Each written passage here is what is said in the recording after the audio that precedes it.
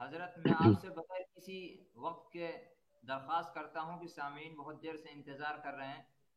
آپ کو، اور آپ کو سننا چاہتے ہیں، آپ بغیر تاخیر کے شروع فرمائیں۔ الحمد للہ وحدہ والصلاة والسلام علی من لا نبی بعدہ ولا رسول بعدہ ولا معصوم بعدہ ولا امت بعد امتی ولا کتاب بعد کتابی اما بعد فاعوذ باللہ من الشیطان الرجیم بسم اللہ الرحمن الرحیم واعتصموا بحبل اللہ جمیعا ولا تفرقوا صدق اللہ العظیم وصدق رسوله النبی الکریم ونحن على ذلك لمن الشاہدین والشاکرین والحمد للہ رب العالمین۔ سب سے پہلے صمیم قلب سے معذرت خواہ ہوں، مقررہ وقت پر وعدے کے مطابق میں حاضر نہ ہو سکا، تاخیر ہو گئی۔ بقول کہنے والے کہ ہوئی تاخیر تو کچھ باعث تاخیر بھی تھا۔ پہلے سے مجھے ایک پروگرام میں شرکت کرنا تھی جس کا میں نے وعدہ کیا ہوا تھا، اس وجہ سے تاخیر ہو گئی۔ اور پھر میں دل کی اتھاہ گہرائیوں سے شکر گزار ہوں برادر محترم جناب مولانا سید محمد مدنی صاحب، chief editor social media desk حضرت مولانا ارشد مدنی آفیشل دیوبند بھارت کا، جنہوں نے اس عشرائے شیخ الہند میں مجھے بھی شرکت کی دعوت دی، اور میں ہدیہ تبریک پیش کرتا ہوں تمام منتظمین کو کہ جنہوں نے شیخ الہند حضرت مولانا محمود حسن رحمۃ اللہ علیہ کی حیات و خدمات، افکار و نظریات کو اجاگر کرنے کے لیے اور اس سے امت مسلمہ کو روشناس کرانے کے لیے یہ اس عشرے کا اہتمام کیا۔ یقیناً ان 10 دنوں میں عالم اسلام کی ممتاز شخصیات شیخ الہند رحمۃ اللہ علیہ کی حیات طیبہ کے مختلف پہلوؤں پر، گوشوں پر، اور ان کے پیغام پر اور ان کے مشن پر روشنی ڈالیں گے۔ میں تو اپنے آپ کو اس کا اہل نہیں سمجھتا کہ میں اس عظیم شخصیت کے بارے میں کوئی لب کشائی کروں، کہ نسبت خاکرہ بعالم پاک،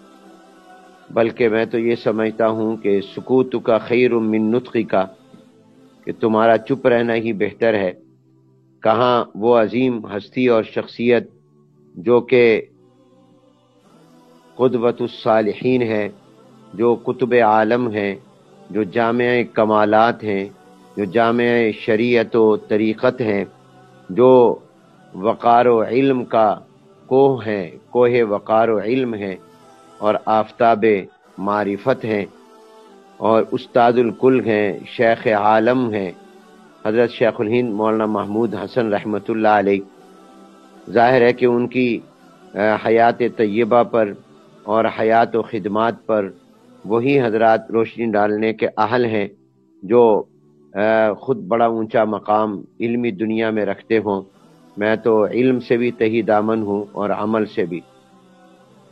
مگر حکم کی تعمیل میں اپنی سعادت سمجھتے ہوئے، کیونکہ صالحین اور اللہ کے مقبول بندوں کے ذکر پر بھی اللہ تعالیٰ کی رحمت نازل ہوتی ہے، تو اس بنا پر میں نے اس کو اپنی سعادت سمجھا اور تعمیل ارشاد میں چند گزارشات پیش کر رہا ہوں۔ حضرت شیخ الہند رحمۃ اللہ علیہ دارالعلوم دیوبند کے جو ہمارا علمی اور روحانی سلسلے کا اور نسب کا مرکز ہے، ہمارا علمی نسب، ہمارا روحانی نسب دارالعلوم دیوبند سے ملتا ہے۔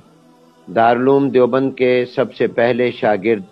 شیخ الہند حضرت مولانا محمود حسن رحمۃ اللہ علیہ ہیں۔ گویا دارالعلوم دیوبند کو اللہ نے جو پہلا تلمیذ، متعلم اور قابل فخر شاگرد دیا وہ بھی محمود ہے، اور اس شاگرد کے نسبت اس شاگرد کو اللہ نے اتنا عظیم بنایا کہ وہ مادر علمی اور وہ دارالعلوم دیوبند جو اکابر کی وجہ سے محمود تھا، وہ اپنے شاگرد محمود کی وجہ سے بھی محمود ہوا۔ حضرت شیخ الہند رحمۃ اللہ علیہ، حجت الاسلام، قاسم العلوم والخیرات، حضرت مولانا محمد قاسم نانوتوی رحمۃ اللہ علیہ، اور قطب الاقطاب حضرت مولانا رشید احمد گنگوہی رحمۃ اللہ علیہ کے علوم و افکار کے امین اور جامع تھے، اور ان نسبتوں کے بھی امین اور جامع تھے۔ اس لحاظ سے ان کو مجمع البحرین اس معنی میں بھی کہا جا سکتا ہے کہ اللہ نے آپ کو حضرت نانوتوی رحمۃ اللہ علیہ کے علوم اور نسبت کا بھی امین بنایا تھا، اور حضرت گنگوہی رحمۃ اللہ علیہ کے علوم کا اور ان کے افکار کا اور ان کے مشن کا بھی امین بنایا تھا۔ حضرت شیخ الہند رحمۃ اللہ علیہ ایک طویل عرصے تک دارالعلوم دیوبند میں دینی علوم کی تدریس کے ساتھ ساتھ علوم حدیث کی بھی تدریس فرماتے رہے، اور یہ سعادت آپ کے حصے میں آئی۔ پھر آپ کی شخصیت کو اگر دیکھا جائے تو وہ ایک جامع شخصیت ہے، شریعت کے اعتبار سے دیکھا جائے تو تب بھی، اور طریقت کے اعتبار سے دیکھا جائے تب بھی، اور اگر میدان عمل میں دیکھا جائے، آزادی کے اعتبار سے دیکھا جائے، تو حضرت شیخ الہند رحمۃ اللہ علیہ وہاں بھی امامت کے مقام پر اور مرتبے پر فائز نظر آتے ہیں۔ شیخ الہند رحمۃ اللہ علیہ اگرچہ مشہور تو شیخ الہند کے لقب سے ہے، لیکن واقع میں حضرت شیخ کے جب مشن کو، ان کے افکار و نظریات کو اور ان کے جدوجہد کو دیکھا جائے تو آپ شیخ العالم ہیں۔ آپ کی نظر صرف ہندوستان پر نہیں تھی بلکہ پورے عالم پر تھی، اور آپ کا جو سفر حرمین شریفین تھا جو کہ سارت مالٹا کی تمہید بن گیا، آپ کے اس سفر حرمین شریفین اور سفر حج کو اگر اس کے مقاصد کو دیکھا جائے تو اس مقاصد سے نظر آتا ہے کہ آپ کی وسعت نظر کیا تھی۔ اس لحاظ سے وہیں سے پھر آپ کو مالٹا پہنچا دیا گیا، اور آپ جس طرح پر خلافت عثمانیہ کے حوالے سے آپ ان کے ساتھ رابطے میں تھے، اور آپ یہ چاہ رہے تھے کہ خلافت عثمانیہ جو ہے وہ ہندوستان تک پھیل جائے، تو اس طرح پر امت مسلمہ کو ایک بہت فائدہ ہوتا، لیکن قدرت کو کچھ اور ہی منظور تھا، ما شاء اللہ کان وما لم یشاء لم یکن۔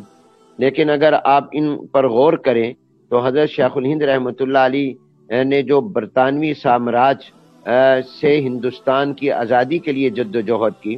وہ صرف ہندوستان تک کے لیے نہیں تھی، وہ افغانستان اور دیگر ممالک تک بھی وہ پھیلی ہوئی تھی، اور آپ کی تحریک ریشمی رومال اگر وہ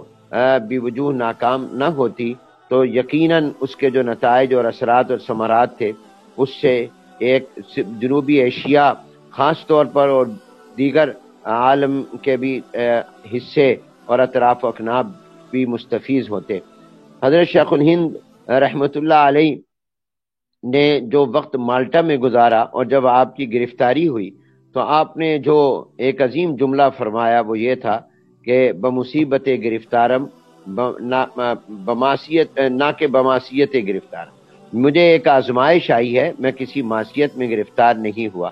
یہ کیا عظیم جملہ تھا۔ اور حضرت شیخ الہند رحمۃ اللہ علیہ جب واپس آئے ہیں تو آپ نے فرمایا کہ ہمیں اسارت مالٹا میں دو چیزیں اور دو سبق ہم نے حاصل کیے،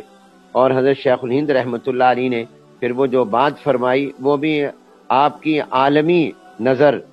کی عکاس ہے اور ترجمان ہے۔ یہ جو علامہ اقبال نے کہا ہے کہ نگاہ بلند سخن دل نواز جاں پر سوز، یہی ہے رخت سفر میر کارواں کے لیے۔ میں تو جب حضرت شیخ الہند رحمۃ اللہ علیہ کی حیات طیبہ کا مطالعہ کرتا ہوں تو مجھے نظر آتا ہے کہ حضرت شیخ الہند رحمۃ اللہ علیہ کی نظر بھی بہت بلند تھی،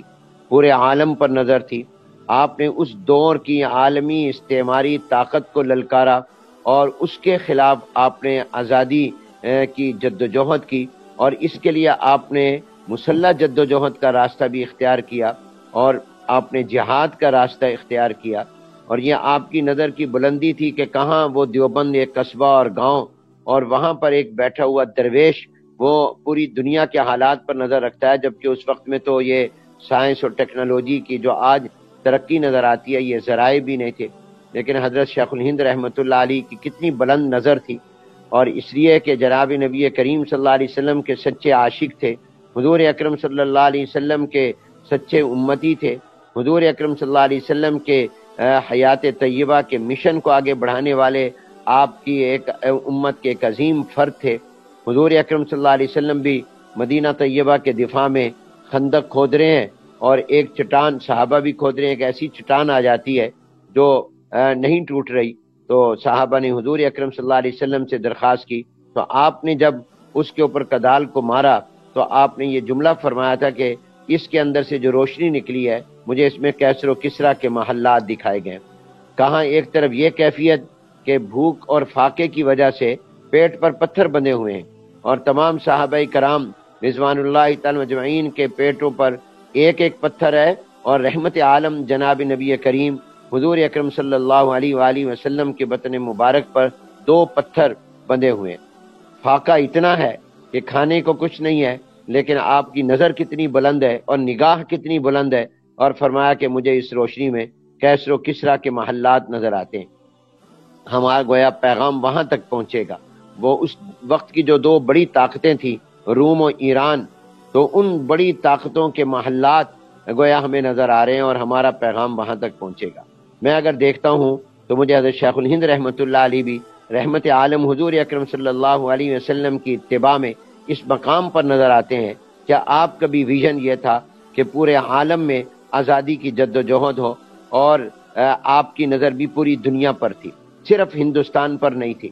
اگرچہ آپ آزاد کنندہ ہندوستان ہیں، مگر آپ کی جد و جہد کے اثرات پورے جنوبی ایشیا پر خاص طور پر اور پوری دنیا پر مرتب ہوئے، اور آج ہم جو آزادی کی فضا میں سانس لے رہے ہیں اس میں حضرت شیخ الہند رحمۃ اللہ علیہ کی جد و جہد کا بہت نتیجہ ہے۔ تو شیخ الہند رحمۃ اللہ علیہ نے جو باتیں 2 فرمائی، میں سمجھتا ہوں وہ بھی آپ کی عالمی نظر اور نگاہ کی بلندی کا نتیجہ ہے، اور اس میں جام پرسوزی بھی ہے، سخن دل نوازی بھی ہے، اور علامہ اقبال مرحوم نے درست کہا کہ نگاہ بلند سخن دل نواز، جام پرسوز یہی ہے رخت سفر میرے کارواں کے لیے۔ حضرت شیخ الہند رحمۃ اللہ علیہ نے فرمایا کہ میں نے اسارت مالٹا میں 2 سبق سیکھے۔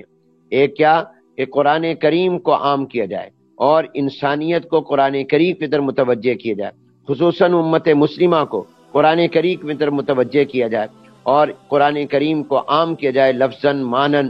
قرآن کریم کے ہم پر کئی حق ہیں، ان میں پہلا حق قرآن کریم کا یہ ہے کہ اس کو اللہ کی کتاب ماننا، الہامی کتاب ماننا، اللہ کا کلام ماننا، اس کو برحق ماننا، اعتقادی اعتبار سے، فکری اعتبار سے، نظریاتی اعتبار سے، اور علمی اعتبار سے، عملی اعتبار سے، ہر اعتبار سے قرآن کریم کو اللہ کا کلام، اللہ کی کتاب، اس کے ایک ایک لفظ پر، ایک ایک پیغام پر دل سے پختہ یقین رکھنا کہ وہ درست ہے، یہ قرآن کریم کا پہلا حق ہے، اس پر ایمان لانا۔ اور دوسرا حق یہ ہے کہ قرآن کریم کو سمجھنا، اور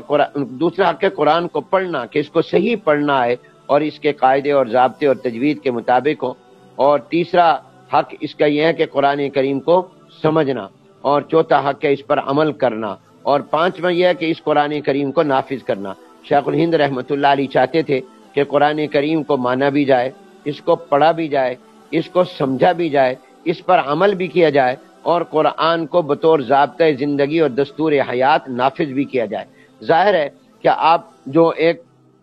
برطانوی سامراج سے ہندوستان کو آزاد کرانا چاہتے تھے، تو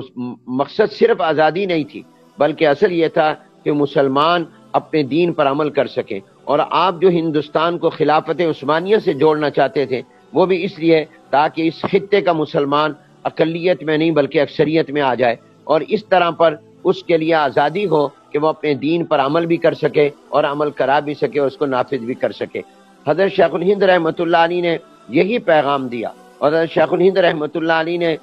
قرآن کریم کی طرف متوجہ کیا، اور یہی وہ رحمت عالم صلی اللہ علیہ وسلم کا علمی معجزہ ہے جو اللہ نے جس کو قیامت تک باقی رکھا، اور یہ باقی رہنے والا معجزہ ہے۔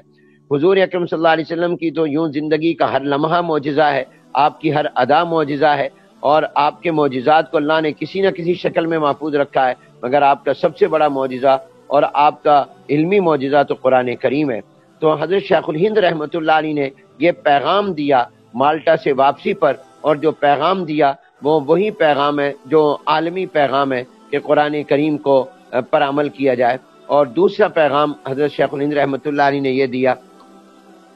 کہ دوسرا پیغام دیا اتحاد کا۔ فرمایا کہ میں یہ اس نتیجے پر پہنچا ہوں کہ آج مسلمان جس صورتحال سے دوچار ہیں اس کی وجہ ان کا آپس میں باہمی جنگ ہے، ان کا آپس میں لڑائی جھگڑا ہے، اور آپس میں ایک دوسرے کی مخالفتیں ہیں۔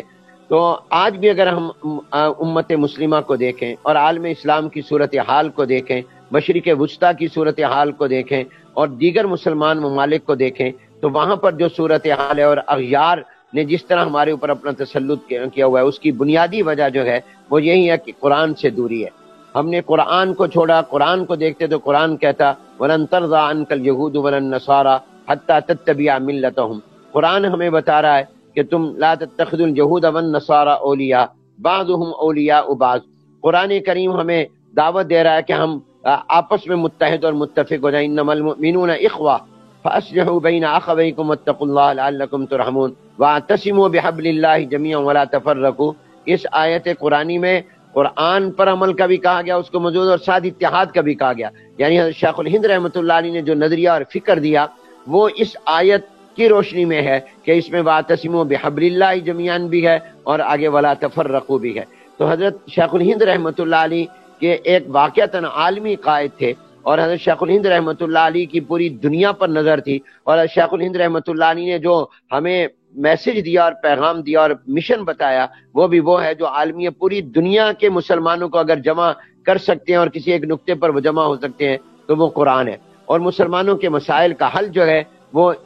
باہمی اتفاق اور اتحاد ہے۔ میں کہا کرتا ہوں کہ رحمت عالم جناب نبی کریم حضور اکرم صلی اللہ علیہ وسلم سے پوچھا گیا کہ سب سے افضل نیکی اور افضل عمل کیا ہے، تو کہیں آپ نے فرمایا اللہ اور رسول پر ایمان، کہیں آپ نے فرمایا جہاد، کہیں آپ نے فرمایا صدقہ خیرات، کہیں فرمایا نماز کو اول وقت میں پڑھنا۔ مختلف جواب ایک ہی سوال کے، اس کی محدثین اور علماء تطبیق دیتے ہوئے کئی تعویلیں کرتے ہیں، اور ان میں ایک یہ بھی ہے کہ آپ علیہ السلام نے موقع محل کے مطابق اور وقت کے تقاضے کے مطابق جواب دیا۔ اگر موقع ایسا تھا کہ دشمنوں سے لڑائی اور جہاد کے لیے جانا ہو رہا ہے، پوچھا گیا تو آپ نے فرمایا جہاد سب سے افضل ہے، اور اگر ایسا موقع ہے کہ نماز میں سستی ہو رہی ہے تو آپ نے فرمایا نماز کو اول وقت میں پڑھنا اور اہتمام سے پڑھنا یہ افضل ہے، اور اگر مسلمانوں کی غربت کے دن ہیں تو آپ نے فرمایا صدقہ و خیرات۔ تو معلوم ہے کہ افضل نیکی حالات کے مطابق ہوتی ہے، اور اسی کو حکمت کہتے ہیں۔ رحمت عالم جناب نبی کریم صلی اللہ علیہ وسلم کے اس سے ہمیں یہ روشنی ملتی ہے اور رہنمائی ملتی ہے کہ اگر آج کے دور میں یہ سوال کیا جائے کہ مسلمانوں کے لیے سب سے افضل نیکی اور عبادت کیا ہے، تو جواب یہ بنتا ہے کہ آپس میں اتفاق اور آپس میں اتحاد اور آپس میں ایک دوسرے پر اعتماد اور ایک دوسرے سے تعاون، یہ سب سے بڑا ہے۔ تو حضرت شیخ الہند رحمۃ اللہ علیہ واقعتاً عالمی قائد ہیں، پوری دنیا کو انہوں نے قرآن کی روشنی کی طرف بلایا،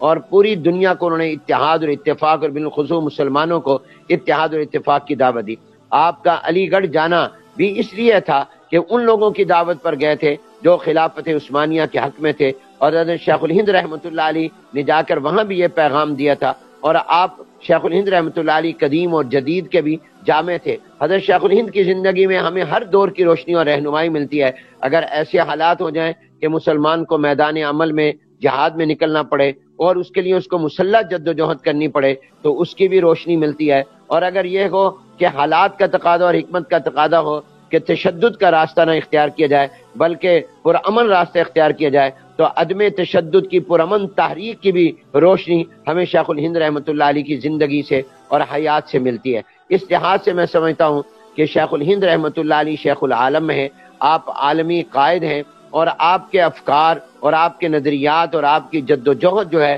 وہ دنیا کو اسلام کے پیغام امن کی طرف دعوت دیتی ہے۔ آج دنیا میں اسلام کو انتہا پسندی سے، دہشت گردی سے اور مسلمانوں کو انتہا پسندی اور دہشت گردی سے جوڑ دیا گیا۔ میں سمجھتا ہوں کہ یہ بالکل اسلامی تعلیمات کے بھی خلاف ہے، اور حضرت شیخ الہند رحمۃ اللہ علیہ کا بھی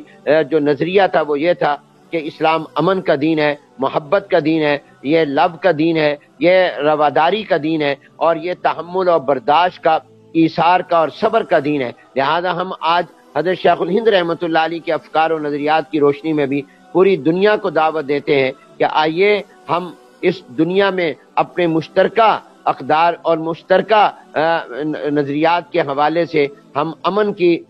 تحریک کو آگے بڑھائیں اور امن کی دعوت کو عام کریں۔ آج حضرت شیخ الہند رحمۃ اللہ علیہ کی جد و جہد اگر سامنے ہو تو جو محکوم، مظلوم، مجبور، مقہور قومیں ہیں ان کو بڑا ایک شاندار راستہ ملتا ہے کہ وہ کس طرح اپنی آزادی کی جد و جہد کو منظم کریں اور حالات کے مطابق کس طرح وہ اپنی صحیح کریں۔ اللہ تعالی ہمیں حضرت شیخ الہند رحمۃ اللہ علیہ کے مشن کو زندہ و تابندہ رکھنے کی توفیق عطا فرمائے۔ حضرت شیخ الہند رحمۃ اللہ علیہ کے اس آفاقی پیغام پر عمل کرنے کی توفیق عطا فرمائے کہ ہم قرآن کریم کی طرف متوجہ ہوں، قرآنی تعلیمات پر عمل کریں۔ ہم قرآن کریم کو پڑھنے کا حق تو ادا کر رہے ہیں مگر سمجھنے کا حق ادا نہیں کر رہے۔ مسلمانوں نے قرآن خوانی کا حق ادا کیا، قرآن فہمی کا حق ادا نہیں کیا۔ قرآن کریم کو ہم سمجھے۔ حضرت شیخ الہند رحمۃ اللہ علیہ کی جو تفسیر ہے وہ بھی آپ کی قرآن سے محبت کی واضح دلیل ہے، تو آپ نے قرآن کی طرف متوجہ فرمایا، اور اسی طرح پر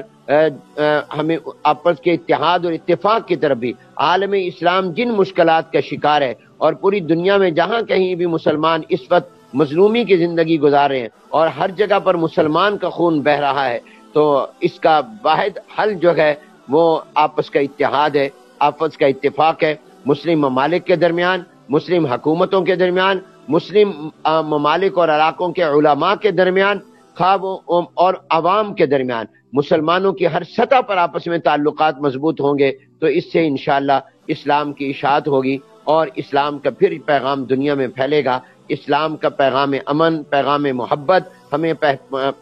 پھیلانا چاہیے۔ شیخ الہند رحمۃ اللہ علیہ نے عدم تشدد کی تاریخ چلائی، لیکن اس کے باوجود اس کا معنی یہ نہیں ہے کہ آپ آزادی کی جد و جہد سے دستبردار ہو گئے۔ کوئی یہ نہ سمجھے کہ مالٹا سے واپسی پر شیخ الہند رحمۃ اللہ علیہ نے گویا آزادی کی جد و جہد سے علیحدگی اختیار کر لی، نہیں، طریقہ کار کو بدلا۔ آپ نے ترک موالات، عدم تعاون، اور یہ اس طرح اس انداز سے پھر آپ نے اپنے آپ کو، اپنی تحریک کو ان خطوط پر استوار کے منظم کیا اور یہ پیغام دیا کہ حکمت عملی حالات کے مطابق ہو، یہی حکمت کا تقاضا ہے۔ اللہ تعالی ہمیں حضرت شیخ الہند رحمۃ اللہ علیہ کے نقش قدم پر چلنے والا بنائے اور حضرت شیخ الہند کے نقش قدم پر چلتے ہوئے ہمیں ان افکار و نظریات کی روشنی کے اندر دین پر عمل کرنے والا بنائے۔ میں ایک دفعہ پھر مبارکباد پیش کرتا ہوں اور شکریہ ادا کرتا ہوں کہ آپ نے اس مبارک عنوان پر ہونے والے پروگرام میں مجھے بھی شرکت کی دعوت دی۔ اللہ تعالی مقاصد حسنہ میں کامیاب فرمائے اور آپ حضرات کو جزائے خیر عطا فرمائے۔ حضرت شیخ الہند رحمۃ اللہ علیہ کے پیغام امن کو، پیغام محبت کو، قرآن کریم کی طرف متوجہ ہونے اور کرنے کے پیغام کو اور امت مسلمہ کے اتحاد والے پیغام کو ہمیں عام کرنے کی توفیق عطا فرمائے۔ وآخر دعوانا ان الحمد للہ رب العالمین۔